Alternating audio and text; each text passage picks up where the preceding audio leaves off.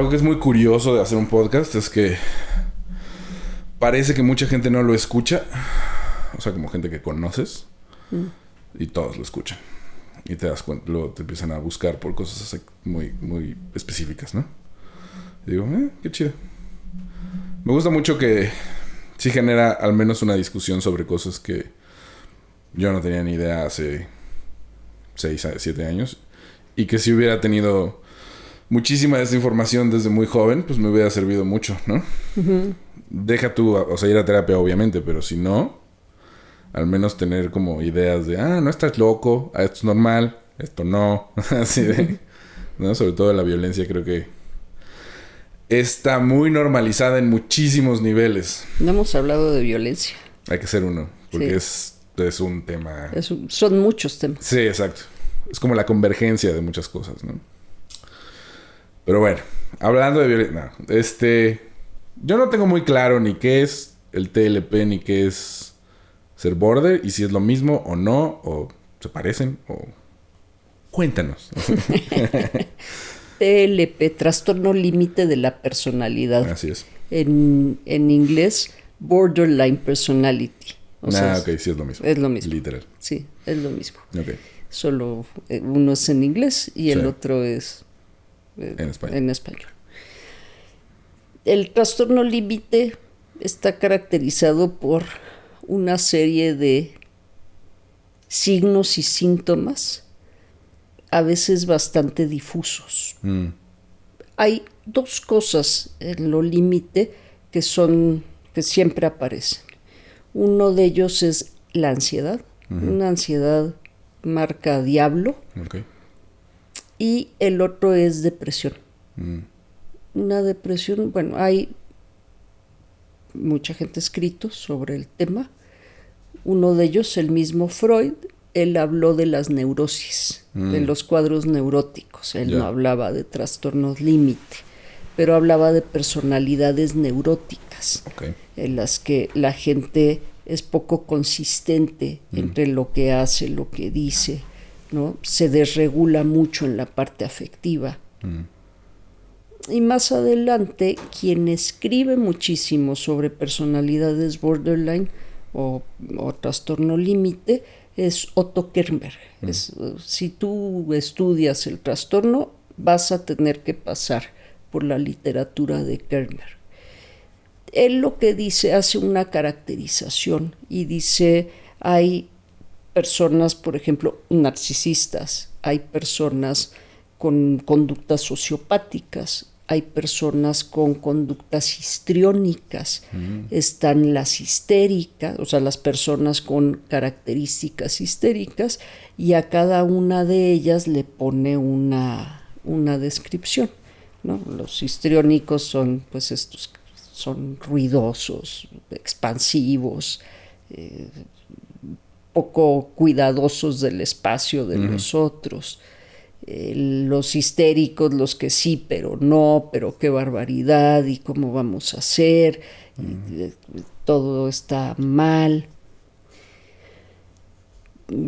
Los de conductas sociopáticas, pues son personas que probablemente tienen alguna adicción, ¿no? O esconden cosas.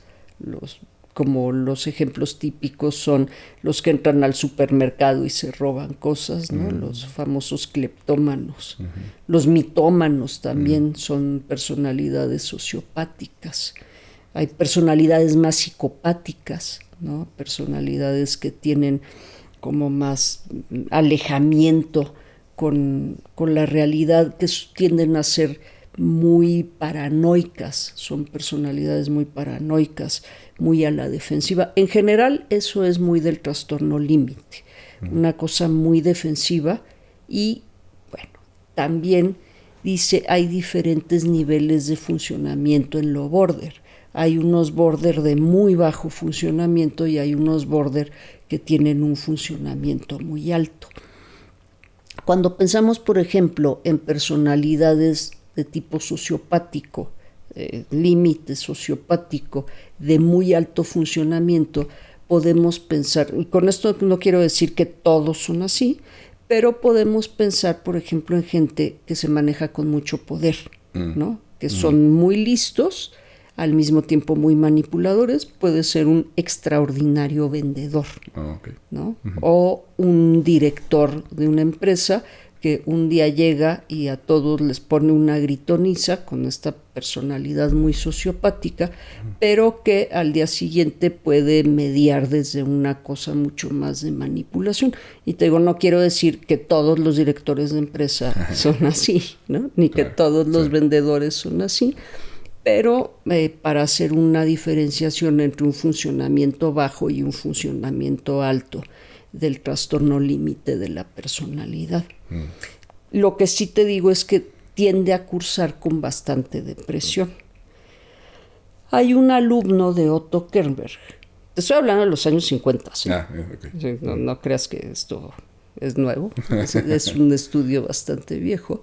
Hay un alumno de Kernberg, James Masterson, que escribió un texto que se llama El adolescente fronterizo. Hoy día no podemos diagnosticar a ningún adolescente con ningún trastorno psiquiátrico.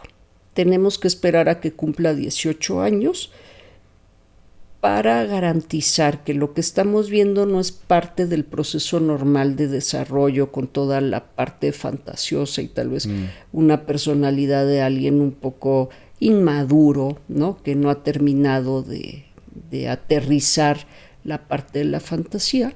En especial, el trastorno límite, si bien se puede empezar a esbozar que el adolescente o la adolescente puede tener algunos rasgos border, tenemos que esperar a que cumpla la mayoría de edad, porque en especial este trastorno puede ser muy de la adolescencia, ¿no? Muchos berrinches, muchas cosas de manipulación, muchas cosas muy histriónicas, algunas conductas un poquitín sociopáticas, ¿no? Mentir, esconder cosas que, o sea, no son del todo normales de la adolescencia, pero tampoco son del todo ajenas a la adolescencia. O el consumo, ¿no? El consumo de sustancias, que también es muy del trastorno, que está pegado con la impulsividad, que también es característico del trastorno límite de la personalidad, ¿no? Conductas muy, muy impulsivas, muy poco pensadas. Y aquí es donde entran estas diferencias entre los de alto y los de bajo funcionamiento. Los de bajo funcionamiento claramente van a ser personas que tengan mucho más compromiso con el control del impulso que los de alto funcionamiento, que pueden tener un poquito más de regulación y un poco más de manipulación de las otras personas de una manera un poco más velada, más discreta, menos visible que los de bajo funcionamiento. Ok. Y el funcionamiento bajo, por ejemplo, sí produce incapacidades importantes, porque como mucho de esto se traduce en las relaciones sociales, si además de estar siempre deprimido o con estos altibajos de repente cosas muy impulsivas, una borrachera o un consumo desmedido de alguna sustancia, y después tener que ir a trabajar todo crudo, irritable y con pocas herramientas sociales, pues son gente que puede o estar sin trabajo permanentemente o estar brincando de un trabajo al otro. En la adolescencia, otro de los cuidados o de los problemas que se puede tener son los embarazos, claro. Justo por el tema de impulsividad, ¿no? Embarazos no planeados, no deseados, y muchos además, claro, ¿no? Muchas parejas sexuales, que hoy día no es una patología, pero que antes se preguntaba como parte de la patología para darle a la gente su bonita etiqueta de promiscuidad, claro, ¿no? Conductas muy promiscuas, que bueno, de entrada en sí no es un problema, pero que en la adolescencia puede representar un riesgo grande de embarazos no deseados. Claro. ¿No? ¿Y cómo esto se quita? No sé. Sí, fíjate ¿O cómo que, funciona? bueno, te hablaba de Masterson, que hace no solo una muy buena caracterización del contexto familiar del trastorno límite, sino también hace una propuesta muy eficiente para atender personas con trastorno límite, sobre todo adolescentes. Él trabajaba en cárceles y ahí hacía programas. Muchos de los chicos que veía en la cárcel eran chicos que cursaban con trastorno límite de la personalidad. Ahorita regreso a lo del diagnóstico, porque, y si se quita o no se quita, hay un autor mucho más nuevo, Luigi Cancrini, que escribe El Océano Borderline, y lo que Cancrini propone es que en muchas ocasiones lo que nosotros vemos y diagnosticamos como un trastorno es de estado. Cuando las personas nos desorganizamos, o sea, cuando nos pasa algo, algún emergente, y nos desorganizamos, nos deprimimos, tenemos malas decisiones, tomamos conductas impulsivas, si somos consumidores de algo, aumentamos el consumo, podemos estar poco atentos y empezar con una conducta de varias parejas sexuales, ¿no? Y entonces, en realidad, lo que Cancrini dice es, la propuesta no es que sea permanente, sino más bien emergente ante algunos sucesos inesperados de la vida. Él también trabaja en cárceles. Cancrini también ve adolescentes y personas encarceladas. Claro, porque si haces cosas impulsivas, pues puedes terminar en la cárcel. Sí. No. Y ahora, lo de Masterson a mí me gusta mucho, porque Masterson, si bien él y Kernberg eran psicoanalistas, Masterson va un poco más allá del asunto intrapsíquico, porque como trabajaba con adolescentes en cautiverio, en apresados, dice, bueno, ¿y dónde están las familias de estos chicos? Y ve que muchos de ellos tienen situaciones de mucho abandono. Y empieza un estudio sobre los adolescentes fronterizos y sus familias. Y se da cuenta, bueno, otra característica del trastorno es la descalificación y la desconfirmación. Son personas que el mundo no sirve, todo es una mugre, todo es una basura, nadie me quiere, ni me van a querer, ni me van a querer, no le importo a nadie, ¿no? Una idea muy descalificadora de ellos y del mundo, que ahí es donde ambos coinciden. Hay una cosa muy proyectiva, y lo decía Melanie Klein con lo del pecho bueno y el pecho malo, ¿no? Esta introyección de figura, esta mala autoimagen porque no me querían en mi casa, se va proyectando en el resto del mundo. Y dice Masterson, yo creo que muy atinadamente, ¿y cómo no van a ser descalificadores si vienen de un mundo en el que nada sirve? Los padres no eran eficientes. Y hace una descripción, por ejemplo, de las madres. Dice, muchas de las madres de estos adolescentes eran excesivamente violentas. Y podemos hablar de ellas, escribir ríos de tinta y culparlas a ellas del trauma y de la poca agencia que tienen, de la poca responsabilidad que tienen. Dice, pero ¿y dónde estaban los papás? O sea, la mamá maltrataba al niño, pero ¿y el papá qué decía? ¿Se sentaba a ver la tele mientras maltrataban al niño? Mal. No estaba también mal, ¿no? Sí, o sea, hay un completo abandono de ambos. De las madres porque los golpean, y de los padres porque no están y no están para defenderlos. O al revés, un padre que era golpeador y una madre que se hacía a un ladito y decía... Claro, no, pues tú lo hiciste enojar, ni modo. Sí. Y eso genera esta distorsión del mundo. Claro, porque es lo que conocen, Es un mundo que efectivamente nos sirve, pero va más allá. Muchos de estos padres cursaban con adicciones. No sé si viste el documental de Marilyn Monroe. No. Bueno, es una biografía.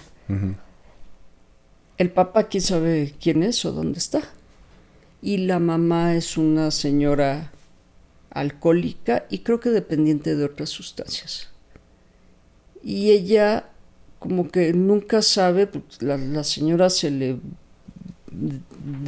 apaga quién sabe qué cosa de repente y un día la casa se está quemando y la que se tiene que hacer medio cargo es ella, ¿no? O sea, son estos chicos que han tenido padres que han tenido que cuidar.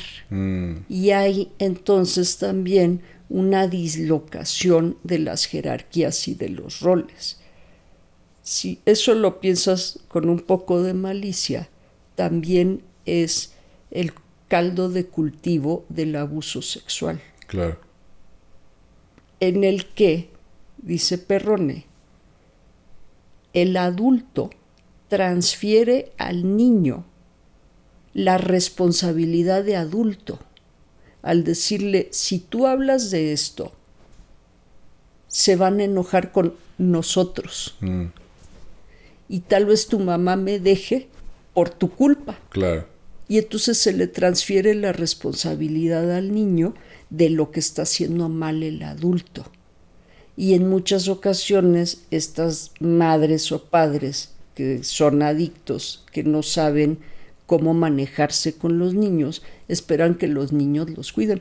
El caso de las madres alcohólicas, ¿no? Claro. Que los hijos menores de edad los tienen que ir a buscar al bar, a la cantina, o los tienen que cuidar cuando están muy borrachos en la casa, que no se vayan a matar por la escalera. Tienes que levantarlo y llevarlo a la casa porque si no se vomitado, lo van a matar, ver que no se broncoaspire. que no pierda las llaves, así. Sí. Y luego empieza a manejar y pues te toca llevarlos, traerlos, darles la medicina, ¿no? Sí, sí. Entonces, eso es lo que produce, según Masterson y Kernberg, el trastorno límite. Para Masterson hay mucha claridad que es el contexto familiar entre la violencia activa o la negligencia. Sí, que es caos. Que es un caos, exactamente. Eso es lo característico de la personalidad límite, el caos, ¿no? Sí, o sea, creciste en el caos y solo sabes vivir ahí, entonces tú te lo provocas también, ¿no? Entonces digamos que es como normal, entre comillas, hasta cierto punto, que suceda a quien sea en algún momento de su vida, haya este momento como de caos, que es muy similar a personas que están ahí todo el tiempo. Sí, que también pueden salir de ahí, por cierto. Claro, o sea, es como, no es un estado inamovible. No, sobre todo en personas que tienen de mediano a alto funcionamiento dentro de lo límite. Entonces si eres muy disfuncional o como de muy bajo funcionamiento, ¿cómo se llama? Sí. De bajo funcionamiento. Exacto. Si el caos es demasiado, ahí es mucho más difícil. El pronóstico es peor. Acompañado a veces también de capacidades cognitivas. O adicciones y demás, ¿no? Sí. Y también sabemos que las personalidades resilientes tienden a tener mejores capacidades de resolución, ¿no? Ahí es donde entra la biología. Ahí es donde la biología se juega. ¿Tenías una oportunidad o no? Así es. Sí, el mundo no es justo. No. O sea, uno llega con lo que llega. Y bueno, hay una distribución normal. Sí. ¿No? En la curva normal, la mayoría de la gente tiene una inteligencia media. Estándar. Sí. ¿Eso quiere decir que la gente que es muy, muy, muy inteligente, o sea, de nacimiento, con mucha capacidad, en general le va a ir bien?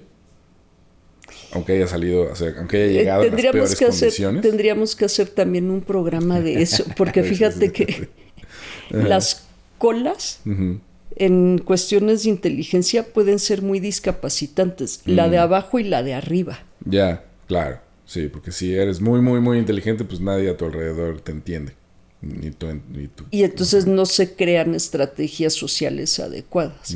Pero además la gente muy, muy, muy inteligente puede ser un poco impaciente, Claro, porque su inteligencia los puede ayudar a procesar la información más rápido.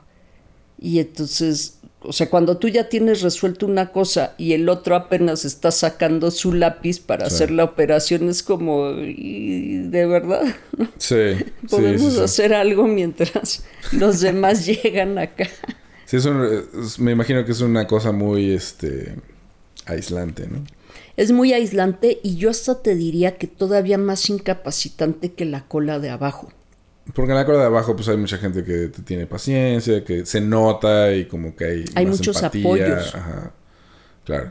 De la otra es como, mamón. Sí, exacto. Sí. Sí. Pues sí. Bueno, sobre todo en medios o culturas en las que eso pues no te genera tampoco un beneficio. No, porque hay como países en los que esto está como... Hay un programa abierto buscando este tipo de gente para reclutarlos para cosas, ¿no? Entonces, como que si se dan cuenta, pues inmediatamente tienes como o sea, como en China y lugares así, que es como, este niño sabe matemáticas complejas, órale. Pero en lugares en los que, pues, es muy precario y nadie se da cuenta o da lo mismo, pues sí, estás ahí solito, ¿no? O, por ejemplo, que no hay ni siquiera escuelas. Recién me enteré que ya hay una en México, del gobierno. De ¿Para las privadas. superdotados? Para superdotados. Vale. Sí, justamente para trabajar mucho con ellos la discapacidad. Claro. La discapacidad social. ¿No? Sí. ¿Las privadas qué ibas a decir? De las privadas no sé si hay alguna para niños con coeficientes intelectuales muy altos. Muy altos. Tenía un amigo que decía que él que su primo tenía un coeficiente intelectual muy alto, un primo más grande que él. Estamos en la prepa en ese entonces. Y yo lo conocí y era como... Solo jugaba videojuegos todo el día. De día a noche. Y me dijo, es que él de niño, o sea, armaba cubos Rubik, era como una persona que siempre leía muchísimo, sabía todo sobre... Y de pronto como que... Niño muy abandonado también, ¿no? Como de una casa así donde había mucha violencia y muchas peleas. Entonces se empezó a salir de la casa y ya. Y pues encontró como...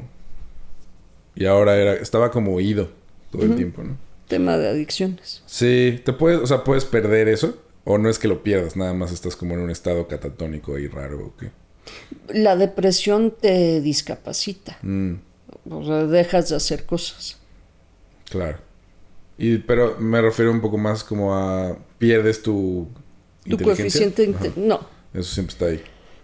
Lo que pasa es que, bueno, la de la inteligencia y la forma como se mide también tiene sus bemoles. Claro. Las pruebas para medir inteligencia son pruebas de escolarización. O sea, la primera prueba, o bueno, la prueba que es la línea de base para calificar todo lo demás, es una prueba sobre vocabulario. Entonces, si eres una persona extraordinariamente culta, que no necesariamente muy brillante o muy inteligente, tu CI va a dar bastante alto, ¿no? Si has estudiado mucho, tu CI va a dar bastante alto. Que eso no necesariamente significa.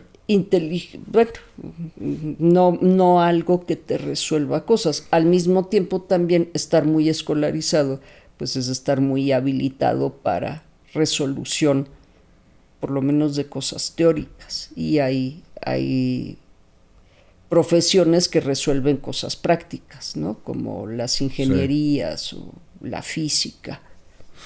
Pero bueno, eso es materia para otro... Claro, eso es tu tema. No, pero pensaba que si el TLP está como relacionado con estas... En el caso de los niños que se hacen cargo de sus papás y que tienen que como cumplir un rol adulto, entre comillas, desde muy temprana edad, eso genera que puedan, que tengan capacidades resolutivas distintas a otras personas de su edad cuando están en la escuela. Si son de funcionamiento alto, sí. Ajá. Pero si son de funcionamiento bajo, más bien va a ser más caos. Y cuando resuelvan mal, van a llegar a la casa y se van a llevar por lo menos una buena regañada, claro, por no haber resuelto adecuadamente. Como se debería. Como se debería resolver. Que es la exigencia en el trastorno límite. O sea, los padres esperan de los niños cosas para las que no están todavía capacitados. Sí. Hay un teórico también de la violencia, porque el trastorno límite sí está muy entretejido con el tema de violencia. Ya sea activa o ya sea por negligencia, por abandono.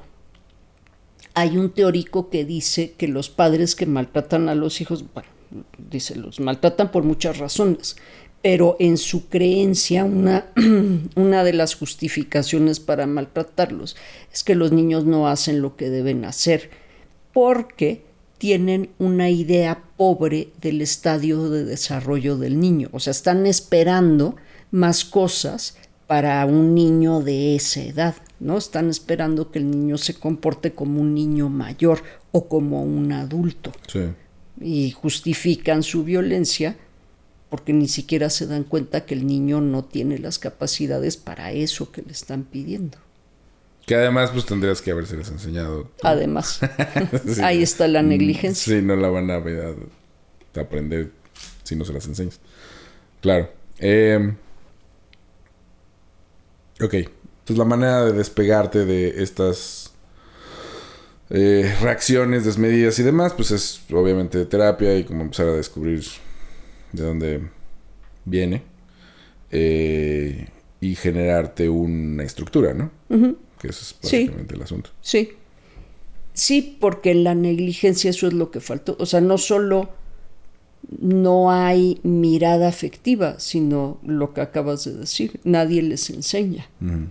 Y tienen todas estas carencias, por un lado, sociales, para relacionarse con otras personas, y por otro lado, operativas, ¿no? No saben, o sea, la casa de alguien que vive en esa negligencia puede ser un completo desastre, y entonces el niño se acostumbra a que la ropa está regada por toda la casa, los trastes están sucios por todos los cuartos, ¿no?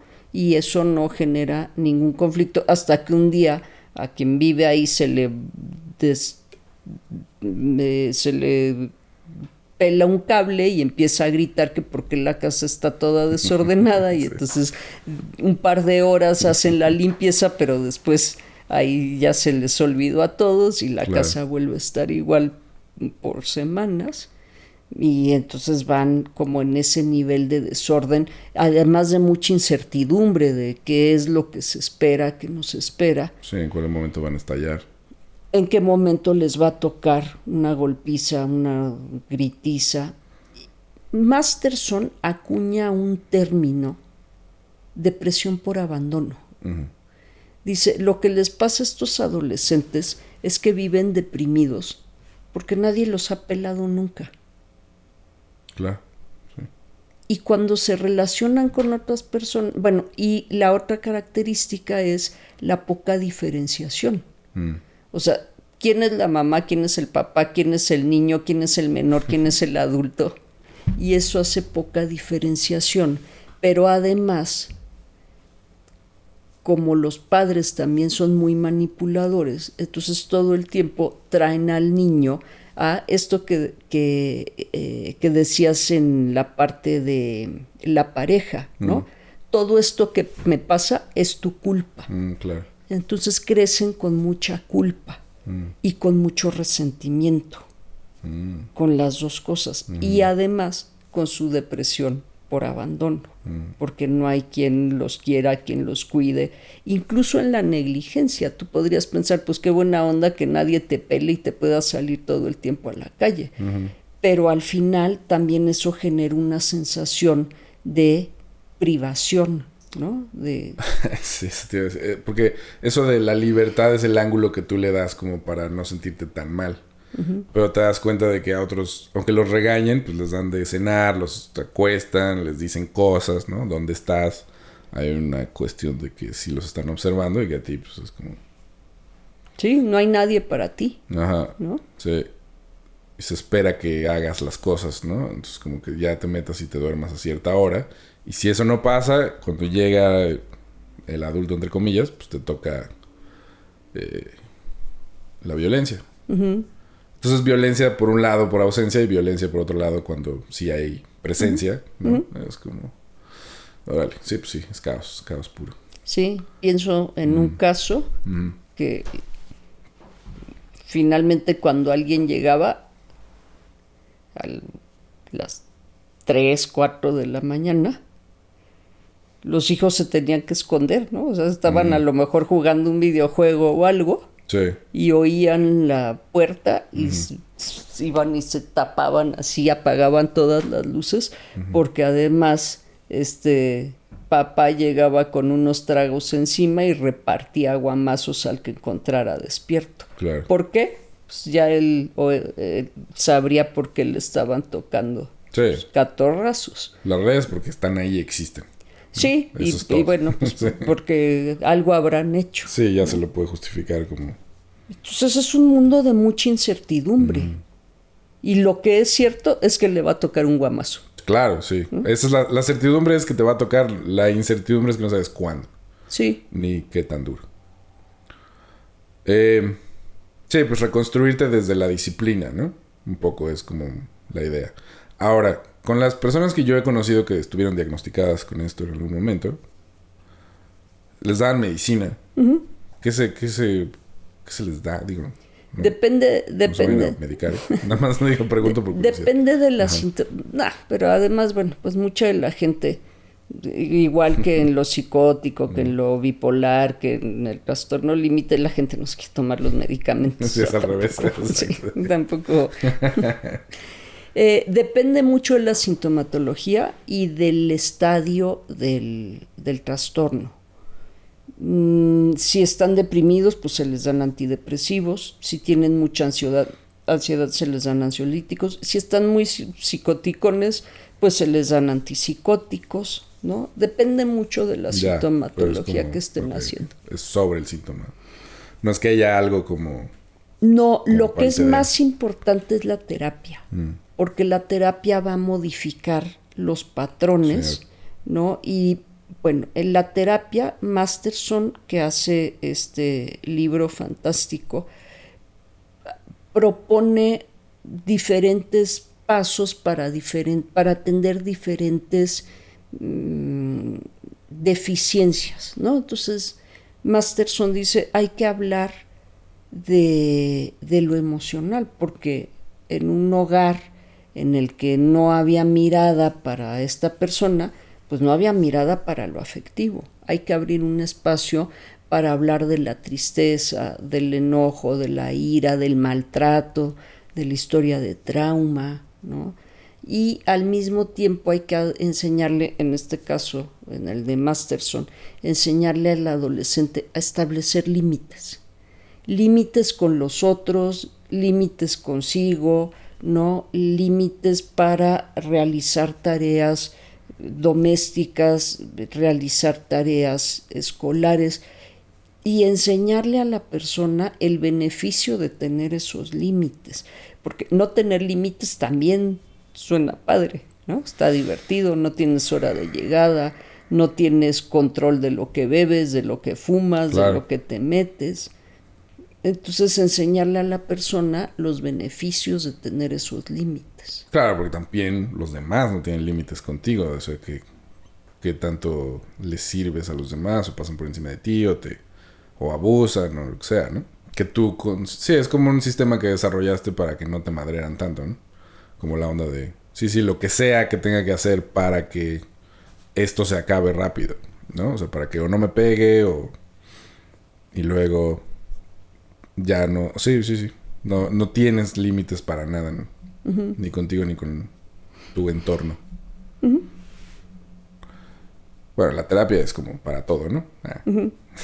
Sí, pero en especial en el trastorno límite de la personalidad está súper recomendada. Claro. ¿No? Sí. Generarte esta estructura. Y aprender estrategias para la ansiedad Porque de repente les dan algunos ataques de pánico. Sí. Muchísima ansiedad. Les da mucha ansiedad. Por un apego ambivalente. Porque esto es lo que hay, ¿no? Gente que vivió con cuidadores que podían desbordarse en amarlos y cuidarlos y después no pelarlos por semanas. Sí. En esta cosa poco diferenciada. Desaparecer y luego estar demasiado. Y luego estar demasiado como uno mismo. Sí. O ser muy violento y luego ser demasiado cariñoso. Así. Sí, eso está raro. Es muy, desquiciante, ¿no? Como estar en ese estado de alerta todo el tiempo, ¿no? O sea, no sé si ahorita que estoy dormido van a abrir la puerta de mi cuarto a las 3 de la mañana, quién sabe qué. O para golpearte o para sentarse en tu cama a platicarte. Sí, ¿no? 3 horas sobre lo que sea. O sus amores o sus desamores o... Sí, o la historia de su vida entera, ¿no? Eso me llegó a pasar varias veces. Y luego no verlos en 2 semanas, ¿no? Así de... Que ahí hasta es como, bueno, un descansito. Pero pues sí es como hacerte cargo de ti mismo. Es pues no tienes mucha idea de cómo, ¿no? Y luego se vuelve ley en tu vida. Hay una parte de aquí, de esto, que tiene mucho que ver con como el tejido social, ¿no? O sea, como con quién está en tu familia, quién te está observando aparte de tus cuidadores o no. Tus vecinos, el Estado en teoría, ¿no? Así como tendría que atender estas cosas. Digo, sabemos que hay muchas carencias muy profundas, incluida esa. Pero funcionaba muy bien cuando tenías, pues sí, clanes, ¿no? O familias muy grandes en las que, bueno, sí funcionaba muy bien, pero había más gente ahí al pendiente. Porque ahora, como en las ciudades, pues tienes esta cosa de que el niño, si es una mamá soltera o una pareja y trabajan y así, pues el niño tiene que estar como moviéndose entre quién sabe quién. Y ¿cómo podrías entonces, ya de adulto, establecer un nuevo tejido? O sea, cuando eres adulto que creciste así y que te estás dando una estructura, esa estructura incluye también con quién armas este círculo de confianza, ¿no? O sea, que no es tu familia, claramente, sino son como pues, tus amigos o la gente con la que trabajas. O sea, eso también supongo que es importante. Sí, y bueno, en el trastorno límite, como dice el dicho, Dios los hace. Sí, así todo el mundo se junta. Sí, porque si tú eres una persona que tiene bien establecido dónde tienes el límite, qué está permitido, qué no está permitido, ¿no? Relacionarte con alguien que invade tu espacio, que es irrespetuoso, que un día está de buenas y otro día te dice una pesadez, ¿no? Que es pesado, o sea, que hace bromas pesadas, pues no quieres estar muy cerca, ¿no? Y además, esta cosa de la ansiedad puede resultar también muy molesta, ¿no? Como estar lidiando con la ansiedad de esta persona que siente que se muere a cada momento que alguien le hace una mala cara o le hace alguna crítica al trabajo, ¿no? Es también muy difícil lidiar con esa angustia. No te vas a juntar fácilmente. Si tú no tienes una estructura un poco límite, no te vas a juntar un poco con esa gente que vive en la locura y en el caos, ¿no? Y que, bueno, por ejemplo, una de las cosas del caos puede ser el tiempo. Entonces, gente que llega 3 horas tarde y que no hay nadie y levanta el teléfono, ¿dónde están? Pues nos fuimos y te hace un dramón, ¿no? Y te insulta y te dice, tuve que ir a ver a mi abuelita y tú no me esperas. O sea, nuevamente te echa a ti la responsabilidad, ¿no? El tema de poca agencia, en vez de decir, híjole, lo lamento muchísimo, debí por lo menos de haber echado un telefonazo y avisado que llegaba tarde. Sí. ¿No? Claro. Sí, eso es muy determinante. Que inconscientemente gravitas hacia gente igual de caótica que tú. Y que si empiezas a cambiar bueno, también si empiezas a cambiar tu estructura, pues la gente se empieza a ir, ¿no? O sea, tú. O tú te vas, sí. O sea, como de... Si dejas de beber, sí. ya nadie quiere estar contigo si era solo por eso, ¿no? Uh-huh. Ay, qué interesante. Entonces, reestructurarse desde la disciplina, establecer un espacio como más funcional es la clave para empezar a sentirte un poco más menos extremo, ¿no? Como... menos angustiado, porque sí, menos ansiedad, lo que tiene de base el trastorno es muchísima angustia, mucha ansiedad. Sí, pues te desbordas, ¿no? Tal cual. Y ese desbordo, escuché un término que se llama, es ¿cómo se dice? Cuando te desregulas, uh-huh. ¿no? Porque vi esto de cuando te obsesionas con alguien ¿no? Y entras como a un ciclo muy parecido al de la adicción, en el que todo lo que pase o no pase te parece muy grave y abandonas todo lo demás, uh-huh. y estás como ahí desregulado. Uh-huh. Podríamos decir que prácticamente todas las personas que tienen adicciones uh-huh. están en el trastorno límite. Ya. ¿No? Eso incluye la adicción a las relaciones, amigos. ¿No? Digo, a todo. Sí. Y pensando como que la gran mayoría de la población tiene un problema de adicción, ¿no? Sí, o sea... sí, pero lo tenemos bajo control, ¿no?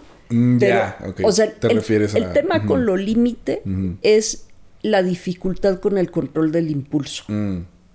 ¿No? Sí. Digamos, alguien que, no sé, un bebedor social que se echa 2 tragos al mes, ¿no? Y que puede pasar meses y no bebe.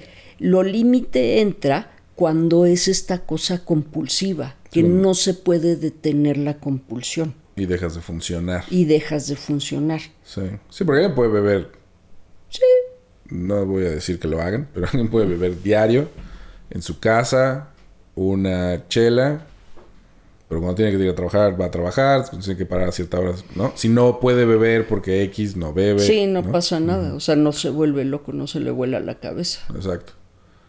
Quizás no puede dejar de beber en su totalidad, y eso es parte de su adicción, ¿no? Problema, entre comillas, pero como no le afecta en su vida laboral. No se convierte en un problema. Claro. No llega al nivel de problema. Solo es algo que hace.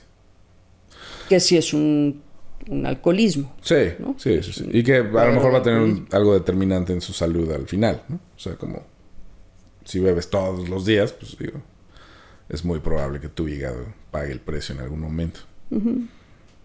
O la diabetes. O el corazón. El corazón siempre paga. Uh-huh. Ese es el primero en pagar. Sí.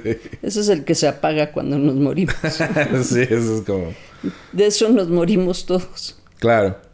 Con la gente que tiene border o TLP, ¿crees que ayuda como que aprendan a hacer cosas importantes? O sea, como cosas útiles para la humanidad. O sea, como los pondrías a meterse a un curso de paramédico o a hacer cosas, ya sabes, como que tengan un impacto en su valor también, o sea, en su autodeterminado valor. ¿O no necesariamente? Mira, no necesariamente. Porque hacer todo esto... O sea, hay 2 tipos de personalidades. Pensando en lo que hacemos como trabajo y como sentirnos bien. Hay para quienes lo que se hace para los demás es muy reconfortante. Uh-huh. Y hay para quienes lo que se hace de manera personal es muy reconfortante. Y muchas veces no son intercambiables esas personalidades, ¿no? O sea, hay gente muy volcada, porque cuando lo haces para afuera también hay, decías, por ejemplo, como paramédico. Hay muchísimo reconocimiento social en algunas profesiones, sí, como la de paramédico. Claro. Y eso es lo que la gente anda buscando, ¿no? Uh-huh. Que a algunos les podría funcionar. Ojalá gente de un nivel alto de funcionamiento.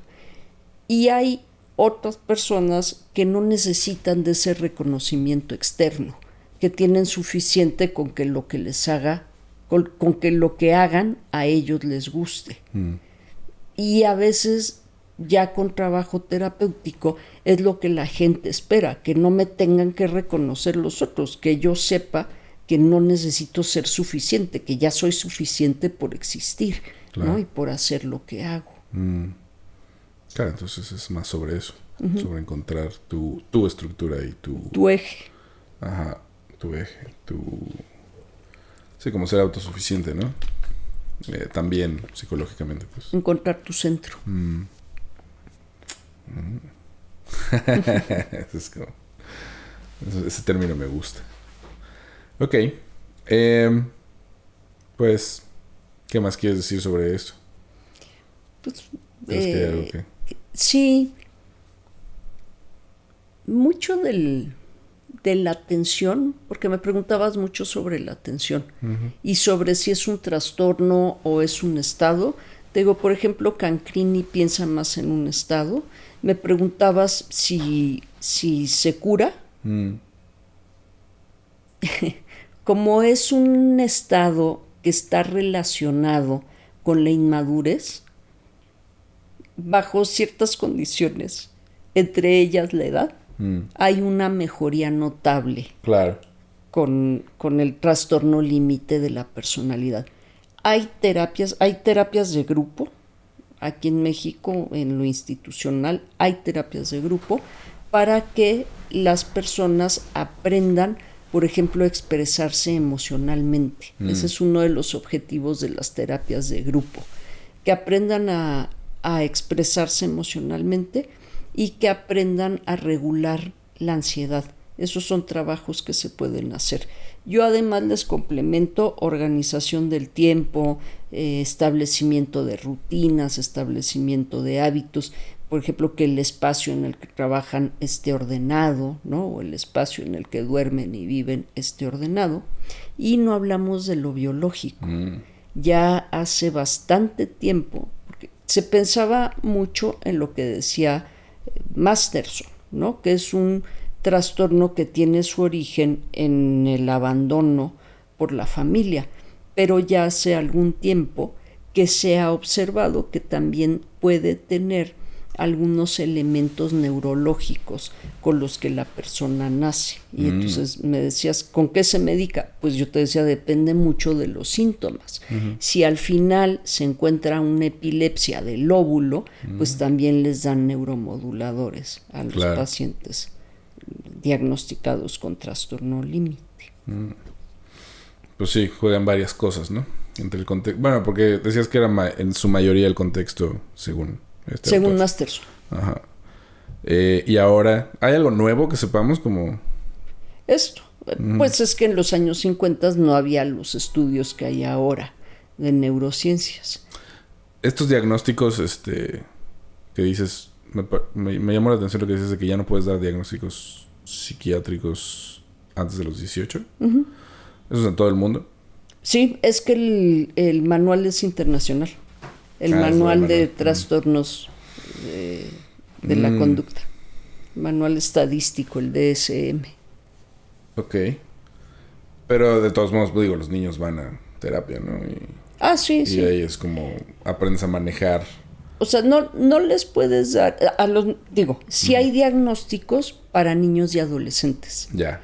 Pero los de adultos no se los puedes dar a niños y adolescentes, okay. como el trastorno límite. Y te digo en particular el límite porque es un trastorno como de inmadurez. Sí, muy parecido a lo que es ser adolescente.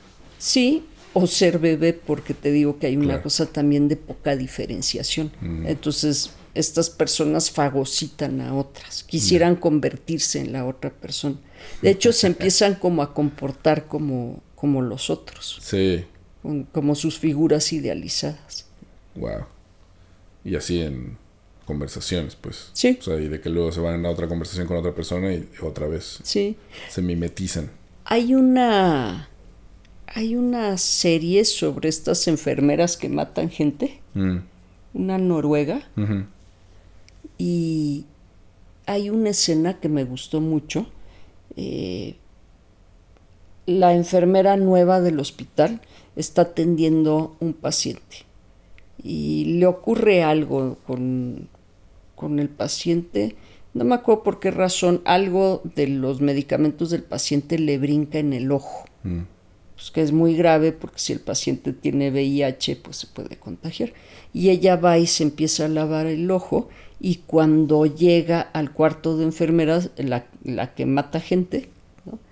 Está contándoles a las compañeras que una vez que estaba yo en mi práctica y entonces me pasó y me brincó y la otra se le queda viendo así con cara de... Eso me acaba de ocurrir a mí hace 2 minutos, me estaba lavando el ojo. Ese es como el tipo de poca diferenciación. Wow. Que raya en lo psicótico. Porque entonces, ¿quién eres tú y quién soy yo? Sí. Oh, Dios mío. O sea, no, es que me acabo de acordar como de que a veces estoy como teniendo una conversación con alguien y luego esa persona sigue ahí con otra persona y entonces, o unos días después, cuenta como la misma historia o tiene características muy parecidas a lo que yo dije, pero como si fuera de él. Y siempre pienso como, esto está raro, ¿no? O sea, es como... Porque supongo que la persona se da cuenta. No. O no necesariamente. O sea, es como... Se lo inventa. O sí, auténticamente cree que le pasó. ¿O qué? Bueno, si está muy psicótico, sí cree que le pasó. No, es como construye este mundo. Y si no está tan psicótico, sabe que está manipulando. Sabe que está diciendo algo que no es cierto. Claro. Que es ahí donde entran los rasgos sociopáticos. La negociación entre lo que es una mentira grave y no. O sea, la negociación entre a ti mismo es donde está ese rasgo sociopático, ¿no? O sea, sí. En el que tú dices como, esto no debería estarlo diciendo. O dices como... Así ocurrió. Hay una disociación y dices como, así ocurrió. Es... la mejor manera de mentir es que tú creas que no es mentira. Que es un rasgo psicopático. Por eso te decía, en la sociopatía hay psicopatía. Claro. Pero en la psicopatía no necesariamente hay sociopatía. Ya, sí. Es la intención de daño la que cambia una cosa o la otra. Claro. O sea, es como, si tienes la intención de daño, hay la distorsión de la realidad. Pero en la distorsión de la realidad no necesariamente hay intención de daño. No. Por lo menos no hacia el otro. Muchas veces en la psicopatía lo que sí hay es como mucha persecución. Y esta idea, esta mala autoimagen de la persona. Claro. Sí que es parte de la distorsión, ¿no? Y el TLP puede llegar a tocar eso, ¿no? Supongo. O sea, sí. Por eso es límite, porque puede bordear en todos lados. En todos lados, que te digo, Freud lo llamaba neurosis, ¿no? Dentro de esta superansiedad también está el autodaño, ¿no? Sí, mucha de la gente que se autolesiona. Se cortan. Sí, nada más que en vez de tener hacia afuera la ira, en vez de sacar la ira, es una ira autolesiva. Eso también es muy como del trastorno límite, lo pasivo-agresivo. Sí, es muy del trastorno límite, estas características pasivo-agresivas. Que son como un poco psicóticas también, ¿no? Sí. Te digo, pero no te digo, pero te lo echo, pero no te lo echo. Sí, y esta cosa de... ¿Qué pasa con...? Es parte de esto, supongo. ¿Sabes? Cuando alguien llega contigo y te pide un consejo, ¿no? O te dice, es que me está pasando esto. Y tú le dices, bueno, a lo mejor, pues, ante esta situación, pues solo puedes hacer o esto, ¿no? O sea, es como que... No, pero es que si hago esto va a pasar esto otro. Y es que si hago esto va a pasar... Y entonces le das una vuelta así en la cual llegamos a exactamente el mismo lugar. Pero además a la desconfirmación de lo que estás proponiendo. O sea... Sí, como todo lo que dijiste no sirve. Te vengo a consultar porque yo no sé qué hacer, ¿no? Y entonces cuando tú me das un consejo, tú eres muy tonto. Claro, no. No entiendes lo que está ocurriendo. No, es que no, eso ya lo intenté. No, es que no va por ahí. No, es que... Sí. Es esta cosa muy desconfirmatoria es muy también de lo límite. Claro. Que tampoco le sirve, o sea, no le va a servir de nada, ¿no? Solo es como una manera de reaccionar. No. Y de moverse en un mundo en el que cuando creció nada servía. Sigue sin servir. Y esto funciona como una autojustificación para seguir sin cambiar, Ah, también. ¿no? También, Como de, sí. no, pues es que no puedo hacer nada. Ajá. Entonces, por eso voy a tener que seguir no llegando a tiempo y gritándote, ¿no? O sea, como... Que viene acompañado de la poca diferenciación y esto de enchufarles a los otros tu responsabilidad. Exacto. Que al no ser su responsabilidad y solo tuya, no tiene solución si tú no cambias, ¿no? Entonces estás atrapado. Estás muy atrapado. Y ese es mucho del trabajo que se hace en terapia. Desatrapar de ahí y hacer estos reflejos que o sea, esto que haces es manipulatorio, esto que haces es una desconfirmación, ¿no? Porque tampoco hay conciencia, o sea, la gente lo hace, pero no lo hace pensando voy a desconfirmar lo que me acaba de decir Diego, lo hace como así es mi mundo, es que tú no entiendes, mi mundo es un mundo en el que lo que haga no sirve, entonces ¿para qué hago? ¿No? Y para magia, qué hago magia algo negra. diferente. No, pues no importa, todo lo que haga me va a llevar al mismo lugar. Y de ahí viene mucho de la ideación suicida también. También.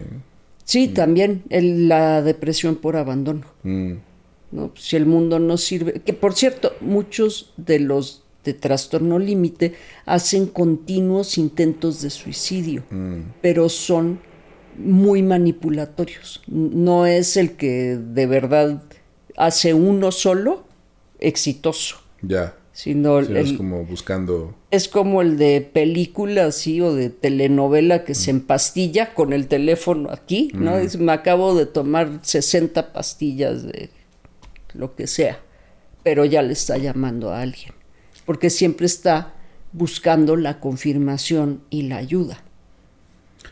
Y esto también tiene que ver mucho con la idealización del amor romántico, en el otro, encontrar la solución a todos mis problemas en una pareja. Como pensar es que si tuviera a alguien, todo va a estar bien. Si encontrara a mi pareja ideal. O sea, puede ser que sí, pero como una de las muchas ideas, porque también lo límite tiene pensamientos muy polarizados. Entonces es una de las muchas ideas polarizadas. Sí, o sea, hay mucho del pensamiento sí, entonces. Ajá. O sea, si tuviera una pareja, entonces sería feliz. Si no tuviera este trabajo asqueroso y tuviera un buen trabajo, sí, entonces sería feliz. Si el mundo no fuera tan poco amable, entonces yo podría funcionar mejor en el mundo. Y así, una serie de sí, entonces. Sí, es la idea errónea de que existe una solución final a algo. Sí. Porque una no sola. Ajá, porque no existe, ¿no? O sea, siempre te tienes que ir adaptando. O sea, la única solución final es cuando te mueres. Sí, ¿no? Bueno, estamos de acuerdo. Pienso que sería abono para darle vida a alguien más.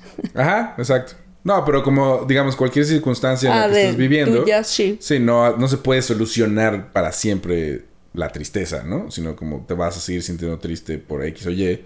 Y tienes que aprender a lidiar con eso, ¿no? Y sobre todo aprender que la tristeza es una de las emociones que tenemos. Ajá. O sea, tampoco es que es una cosa horrible. Se siente feo, pero claro, la tristeza tiene una función, como la ira tiene una función, como la felicidad tiene otra función. ¿Dónde entra en todo esto lo que me explicaste de la rueda de las emociones? ¿Te acuerdas? Sí, o sea, sea, las emociones, todas ellas tienen una función. Esta cosa de, nombrar cómo te sientes, dejar que te atraviese y encontrar por qué. Eso es parte del trabajo con las personas con trastorno límite. Como así, esta negligencia no solo las discapacitó para tener herramientas sociales, también discapacitó a las personas para poder contactar con la emoción y nombrarla. Y asimilarla entonces. Sí, ¿no? Y entender para qué sirve. O sea, me pongo triste, ¿para qué? Me pongo triste para detenerme y elaborar una pérdida. Sí, porque a mí me pasa muchas veces que me siento muy mal en una sensación difícil, pero no sé qué es exactamente, ¿no? Y que además no tiene sentido con lo que está pasando en este momento preciso, ¿no? O sea, como ahorita estoy desayunando, así, ¿no? No sé por qué siento como una humillación profunda, ¿no? Y es de dónde viene. Pero sobre todo es como esta herramienta, Ok, colocas la emoción en donde va, la sientes y desaparece como... Eventualmente. Sí, no, bueno, sí. Sí, sí. Eventualmente Ajá. no se va a quedar ahí para siempre. No, se va. Pero cuando la evitas y la evitas, Sí. solo la estás postergando. Ujú. Entonces, no te sientes tan mal, pero tampoco tan bien. Exactamente. Estás así En como- cambio, si estás así y a veces deprimido. O Claro. sea, por ejemplo, la tristeza, si no elaboras la pérdida, vas a terminar deprimido. Esto viene a otra cosa. El llanto, ¿no? Y como el descoserse ante las adversidades. O sea, también pasa con esta condición que a veces son resilientes a algunas cosas, pero a otras muy simples, de pronto se cae toda la estructura. Sí, que son estas personalidades que acusan de histriónicas, Ajá. ¿no? De repente, o de también distímicas, ¿no? Hay una distimia, que es esto que acabas de narrar. O sea, una cosa muy chiquita puede hacer que una persona llore y llore y llore y llore y llore. Y cosas muy graves, Sí. es como... Así como acabas de ver la cosa más horrible enfrente de ti, es como así. Pero viste una caricatura en la que un niño perdió su pelota y... Sí, que es la desregulación emocional. Exacto. Para un lado y para el otro. No hay regulación ni para lo muy grave ni para lo muy no grave. Entonces, no puedes acomodar las cosas donde realmente van. Incluyéndote a ti mismo. Porque, como decías hace rato, se les desborda la emoción. Ujú. Ok. En esto que decías de que se juntan, o sea, personalidades similares, ¿es posible entonces a través de identificar a los demás, identificarte a ti mismo? Como decir, no, si estoy rodeado de esta gente, pues probablemente yo también soy uno de ellos. Probablemente. Así de amigos, obsérvense. Observen a sus amigos también. Ok. Qué interesante. Lo que me queda muy claro después de todo esto es también pensar que todos somos el conjunto de muchísimas cosas. Y es como, pues tienes un poco de esto, aquello. Y no, como, creo que está muy estigmatizado, ¿no? Pensar como, no, pero Tengo esto, trastorno sí. límite de la... Pues no. Y ahora también se está volviendo algo muy extraño que es todo lo contrario, ¿no? Es como, bueno, soy alguien que tiene esto y esto. Que son ahora una especie de medallas. Como de, pasé por todo esto. Que es como, no sé, se me hace muy raro. Se me hacen raras ambas, porque es como... Cuando tienes un catarro, pues nadie te ve hacia abajo, ¿no? Y es un poco similar. O sea, no es tu culpa que tengas un catarro, güey, ¿no? No es tu culpa que hayas crecido en este lugar. O que tengas una epilepsia. Ajá, exacto. Que es problema todavía neurológico. menos... Solo llegaste así, ¿no? Venías mal cableado. Y todos venimos mal cableados. En algún sitio seguramente se nos Claro. pelan los cables. Sí. Bueno. Cuando estábamos platicando de todas estas cosas, me empezaron a llegar muchas películas. En las que, esto es específicamente sobre este trastorno. Esto es específico, ¿no? La violencia, sí. La doble personalidad. O sea, la despersonalización y la doble personalidad son lo mismo. Digo, esto ya es No, nada más no, chacota. Son dos cosas son diferentes. cosas diferentes. Okay. Sí. Muy bien. Ya hablaremos de eso más adelante. Y bueno, haz tu lista de películas. Sí, ya tengo varias. Está Virginia Woolf. Uf. Está Gaslight, que tú me habías dicho. ¿Qué le pasó a Baby Jane? Que no sé si la viste alguna vez. Está Taxi Driver, que es clásica. Está el Club de la Pelea, que es como esta cosa.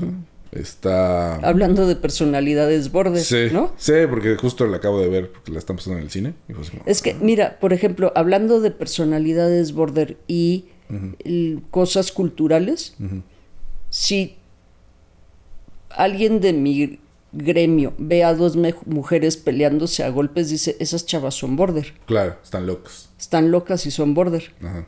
Pero si ven a dos hombres peleándose a golpes, dicen como, ¿qué habrá pasado? Sí, totalmente.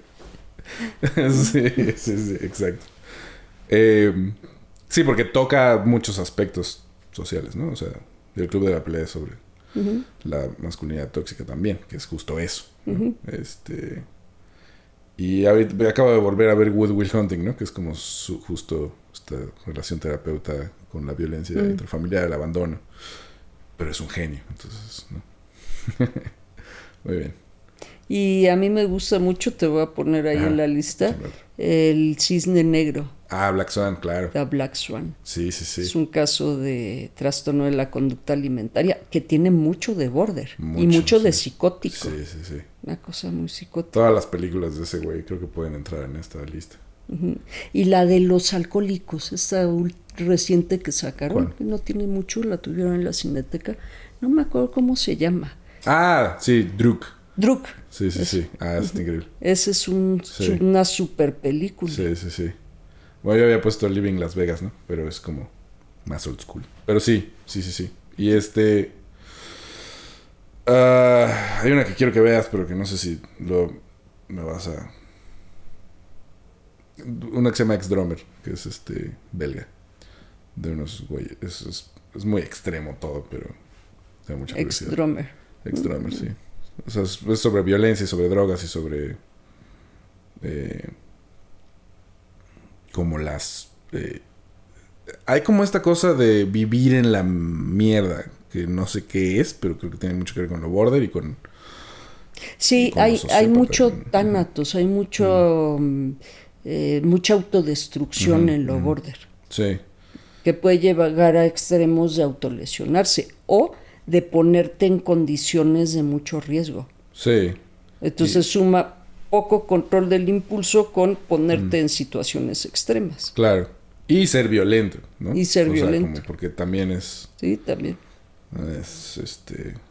Y bueno, dentro de todo esto, nada más para cerrar, es como... También existe como esta visión de... Si estamos haciendo películas sobre esto, sobre estos personajes, estamos glamorizando y estamos como llevando la atención también por un lado como apologético o no, o es imposible separarlo también, como si vamos a observar de fondo algo sin establecer un juicio, o no sé si eso es posible, pero bueno, sin condenarlo de entrada y tratar de entenderlo, es como... Está muy abierto a la interpretación, ¿no? Entonces, como alguien puede decir como, pero es que estás diciéndoles cómo inyectarse heroína, ¿no? Y es como, pues sí, pero así se inyectan heroína. Entonces, como, ¿qué hago? Sí, y además hay 1 millón de películas y series y programas de gente inyectándose heroína. Sí, o sea, es como, no van a inyectarse heroína porque lo vieron ahí. Ahora. Sí. ¿No? O sea, o no sé, o siempre está junto. También no lo puedes separar. Pero es que eso depende también de la personalidad de las personas. Exacto. ¿No? Sí, la responsabilidad está como... Ajá. Aunque sí pienso que en el arte y en el cine debe haber una... Quien hace cine o quien hace televisión o quien hace medios es un comunicador, ¿no? También. Sí, o sea, digo, es un artista, pero también está comunicando algo. Claro. Porque eso es el arte. El arte es lo que comunicas. Y pienso que sí tiene que haber una responsabilidad. Y te lo digo porque un conocido cineasta de este país, un día que le cuestionaba, ellos forman cineastas, y yo les cuestionaba que dónde estaba su código de ética cuando forman gente.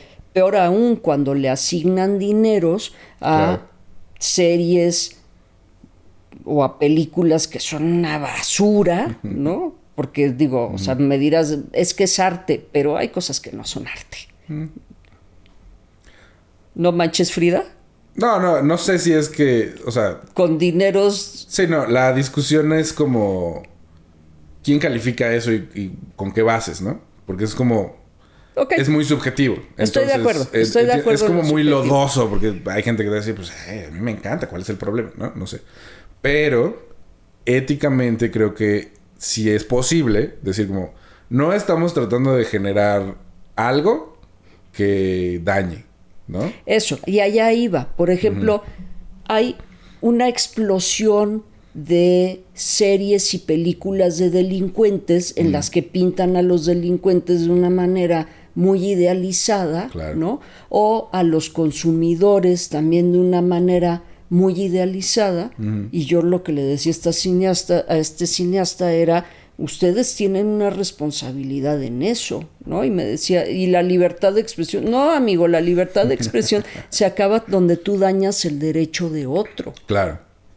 Bueno, y también creo que depende mucho de dónde viene esto, ¿no?